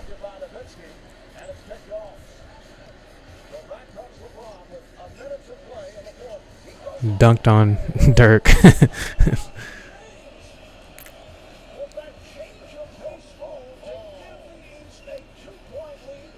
It was hype. Man. Y'all don't know nothing about that. I sound like an old head. That was almost 20 years ago. Long time ago, man. He said Gannon Bacon shot for him solo. Yeah, he got that old school jumper from the shoulder. I had a coach that shot like that. He was the coach that trained me. He probably was watching Gannon Baker videos. He probably was watching those and then telling me to do them Gannon Baker drills. 100%. Now that I think about some of the drills he had me doing, he had to watch some videos. If I see him, I'm going to ask him. I'm going to ask him where he got all them training methods. He taught me everything, dude. He wouldn't let me get away with shit. No bad technique ever. LeBron, youngest to 10K. Suns, Lakers face off. Rudy Gay.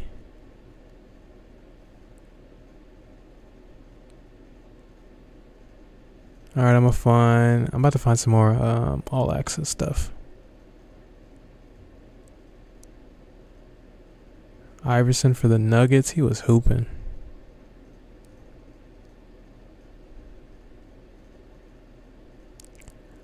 See. I wonder if they got these playlisted up, but I don't want to click nothing crazy because I'm already too far deep. Pause.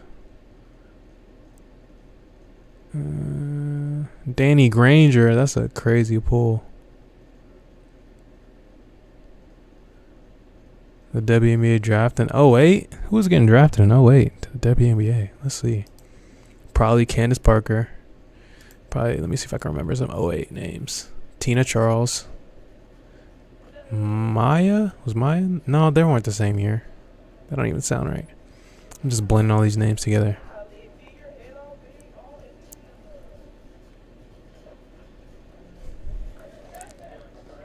Wait, who is that?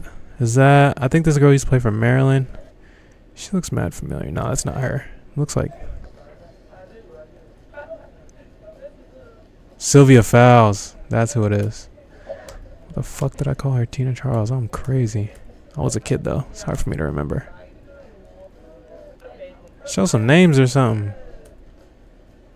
See if I can write. Yeah, there's Candace. I knew it. The GOAT. Her picture's right there on my wall. I used to watch her for Pat Summitt. Pat Summitt got a picture around here somewhere. It's behind my TV, I think. See if I can recognize any more of these faces. I know her face, but I don't know her name. All we know is Candace and Sylvia. I remember her. I forgot all the names, though. Forgot all the fucking names. Damn. Look at the logo, though. The vintage logo.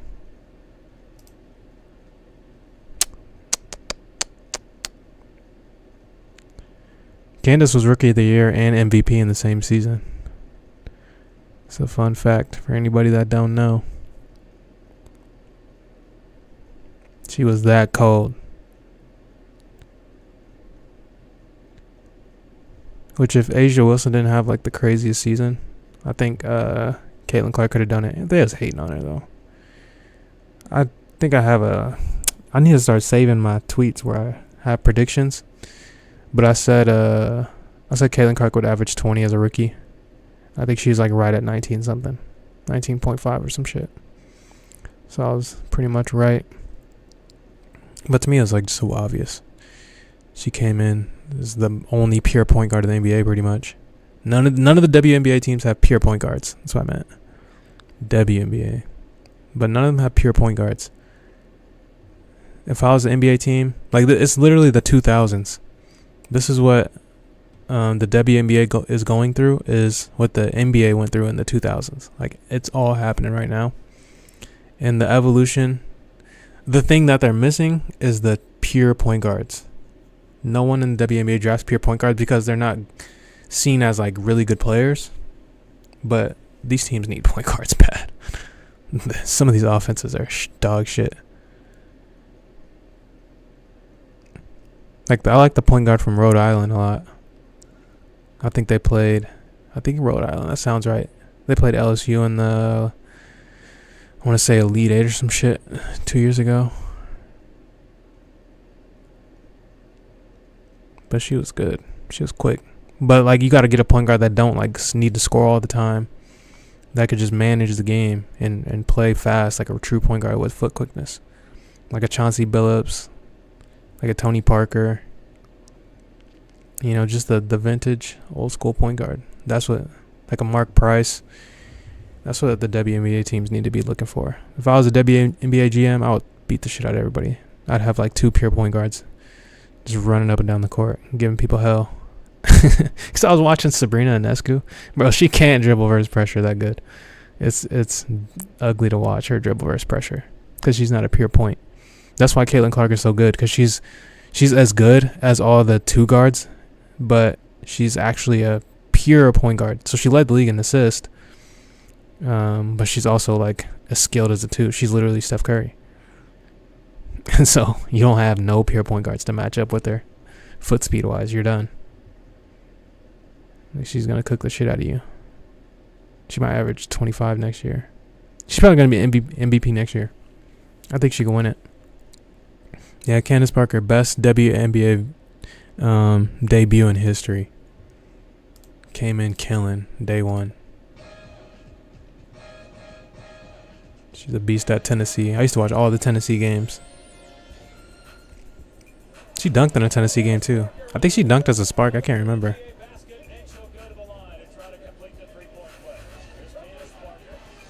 Fade. Bink. Her brother was in the NBA too. Anthony Parker. I think that's his name. He used to play for the Cavs with LeBron. Their mid-range was cash.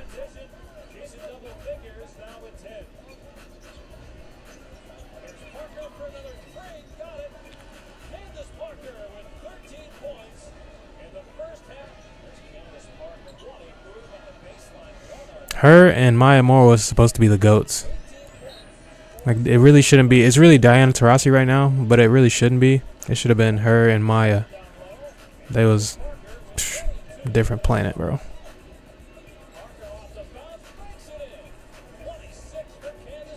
Like, she modern. Oh, cold. Modern, bro. This is her debut, by the way. This is her first game looking like this, crossing over. She's like KD. KD with a little less wiggle.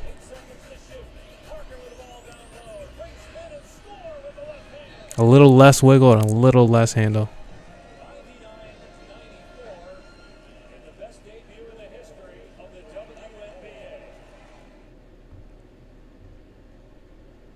Let's save that vid.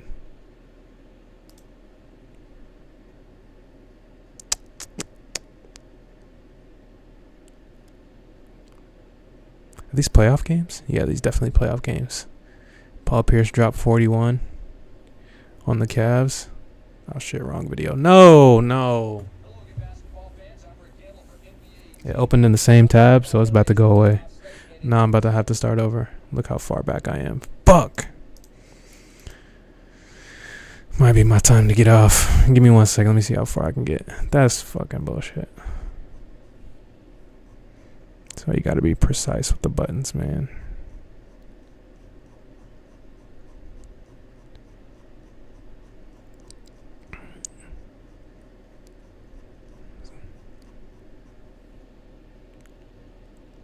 What happened to the NBA, man? Last all access videos from 2019.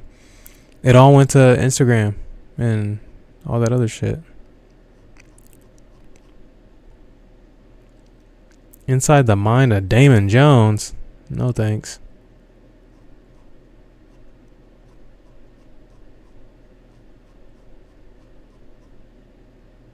Damn, got some Summer League stuff. Did I just like skim right over this shit?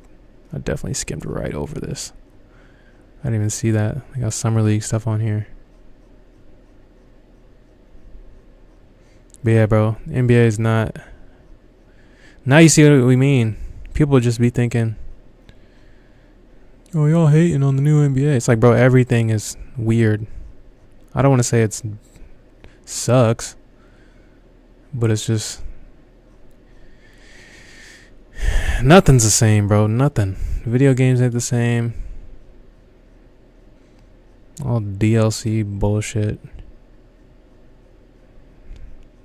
COD is trash. Halo went to shit.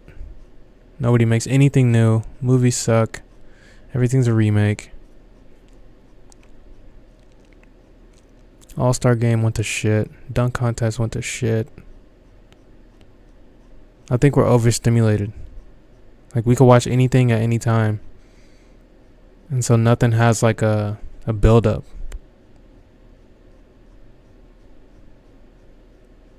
You know? Where we at? I think I'm almost there. That's at least how it feels. Like, there's no build up to anything. It's just like it's gone in a flash. Nothing has any staying power. You know, if it's bad, if something's bad in the first 3 seconds, if somebody don't like it, they'll just turn it off. They'll go watch something else. And so that's why they make remakes, because they're like, okay, maybe they'll watch the full remake. But if you make something new and it's trash, it's over with. People be dropping music. Every song's like 90 seconds.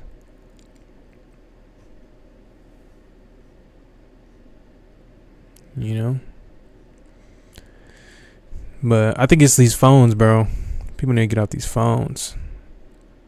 Get off these phones. 08 draft. 08 draft. 08 draft. When is the 08 draft? When is the draft usually? July? Okay, so I'm close to where I was. I'm very close. Because 08 playoffs, we didn't make it to 08 playoffs. I definitely would have saw some of this. Oh yeah, because I was about to watch. Yes, we there. I'm right back. I was finna watch Paul Pierce give the Cavs 41. Here it is. Okay. Let's make sure this opens in the right tab. Here we go. Back when Celtics Arena had the fob, or not the fob, the fog.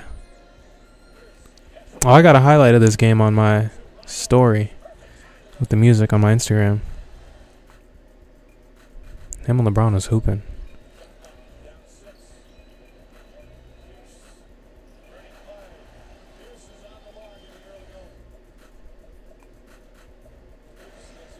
I learned how to pump fake because of Paul Pierce off of a jump shot.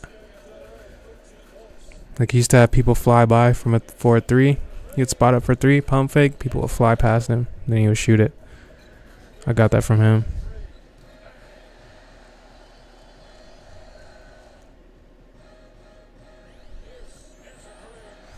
But this shit was lit.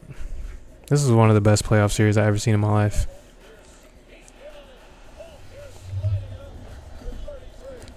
And people always say the modern hoopers are better, but I always think if I list out, okay, who's better? Like, who today is better than T-Mac? And you can't name KD, and you can't name LeBron, and you can't name Steph. And you can't name, and it has to be a wing player. Is Anthony Edwards better than T-Mac? No. Is Jason Tatum better than T-Mac? No. It's like they're telling me, oh yeah, these players are more skilled. But it's like, if I list out all the players from the 2000s, which one of these guards are better than Allen Iverson? Is Ja Morant better than Allen Iverson? No. You know what I mean? It's like, who's the other young point guard? Slipping my mind. But it's like all these young players. It's like, okay, they're not better than Kobe. They're not better than Iverson. They're not better than T-Mac. They're not better than Shaq. LeBron came up in that era. They're not better than Bron. KD came up in that era. They're not better than KD. But all these new players are more skilled, more of this, more of that. It's like, bro, line them up. Shai Gilgeous, is he better than Allen Iverson? No. Allen Iverson, 4 scoring titles. NBA Finals trip. It's like, you know, that's just what I be thinking. Like, what? Name me a post player that's better than Kevin Garnett right now. Jokic, is he better than Kevin Garnett? Debatable. Probably, when it's all the dust settles, probably. But it's debatable. It's not like, yeah, he's way better. Paul George is not close to Tracy McGrady. Not close. He didn't even want to be the number one option. He said that out his mouth. T-Mac would never in his life say that. Luka, I'll take Luka. Luka's like, he don't play no defense. I can't count people that don't play defense, bro. That's just, I don't get down like that. I fuck with Luka. I really do. I'm not like a Luka hater. But it's like, it's hard for me to say, yes, he's better than these players when he literally don't play defense. All my favorite players play defense. Even Steve Nash wasn't good at defense. He still played defense.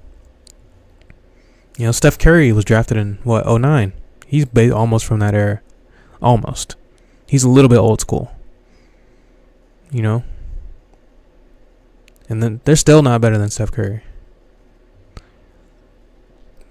So it's hard for me to say. It's like, who's better than Shaq? None of them. They're barely better than Yao Ming. That might be going too far. Like, is Anthony Edwards better than Paul Pierce? I'd say no. Is Jason Tatum better than Paul Pierce? Debatable. Y'all just saw Paul Pierce drop 41 on Bron. And he was guarding Bron. There wasn't no defense specialist. It was Bron guards Paul Pierce guards Bron. That's my favorite shit. The stars guarded each other the whole game. Almost the whole game, not the whole game. I'm exaggerating. It's like, even like a Ray Allen.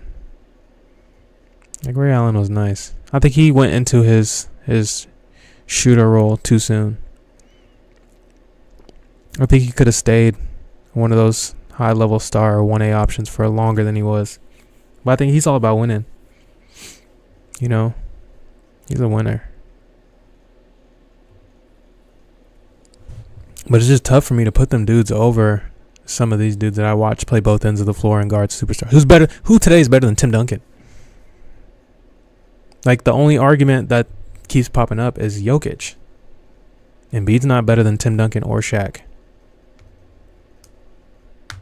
Like, they might have all these special skills and dribble the ball and shoot a little bit better, but they're not producing better outcomes. They're not producing better anything. They just have more tricks. Tricks with no outcome remain tricks. You know? Like James Harden. I'll give Harden. Is James Harden better than Gilbert Arenas? Yeah. That's a yeah. But they're comparable. And Gilbert Arenas trained James Harden, by the way, if anybody don't know that. But I would say, yeah, I'll give Harden the nod. So, like, I'll give him that. Is Harden better than Allen Iverson? That's a popular conversation. That's tough. Is Harden better than Allen Iverson? That's a tough one for me.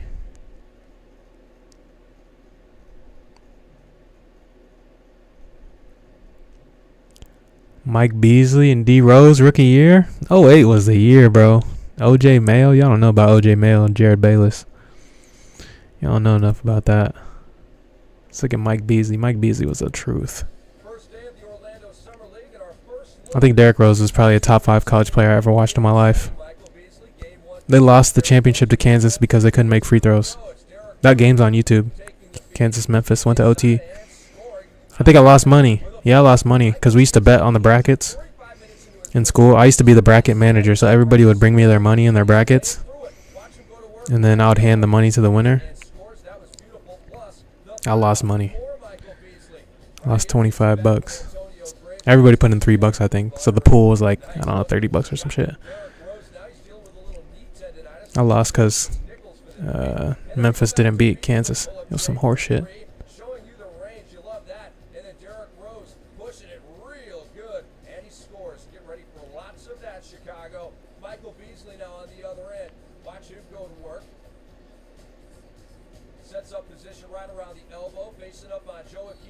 And what? Oh, that was nice from Beasley and the Miami Heat Nation somewhere. Mid-range. Cash. Step back baseline, Jay, from Michael Beasley. 28 points in 23 minutes. Shot 9 of 21 from the floor. Derrick Rose had a bit of an uneven game in this one. Wasn't sterling throughout. But looked pretty darn good on that move. Had 10 points and 4 assists. Giannis. I don't think Giannis is better than any of them old dudes. He had his moment, but he ain't consistently better.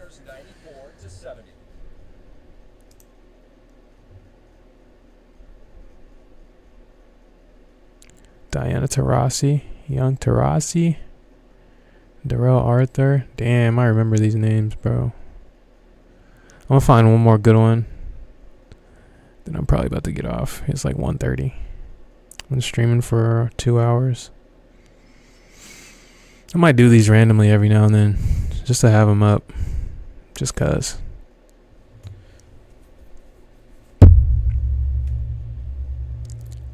Just cause. I'm damn near a streamer at this point. Basically, I am a streamer at this point. That's what streamers do, right?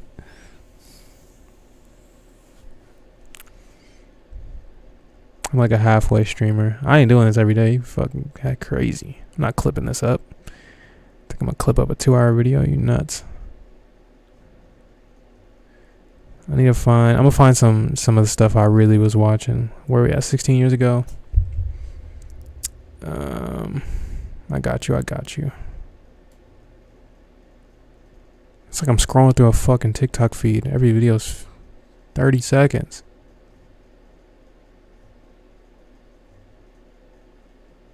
Joey Graham. No clue who the fuck that is. Maurice Spates. This is OKC's first year. Let's see what OKC looked like in their first year. You better go to a different tab.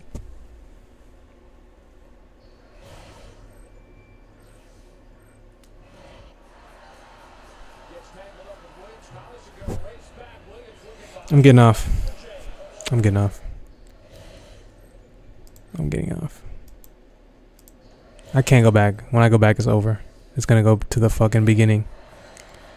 I was like 1,000 scrolls deep, bro. I like legitimately held the button to make sure that it would go back to where I wanted it to go back to. Yeah,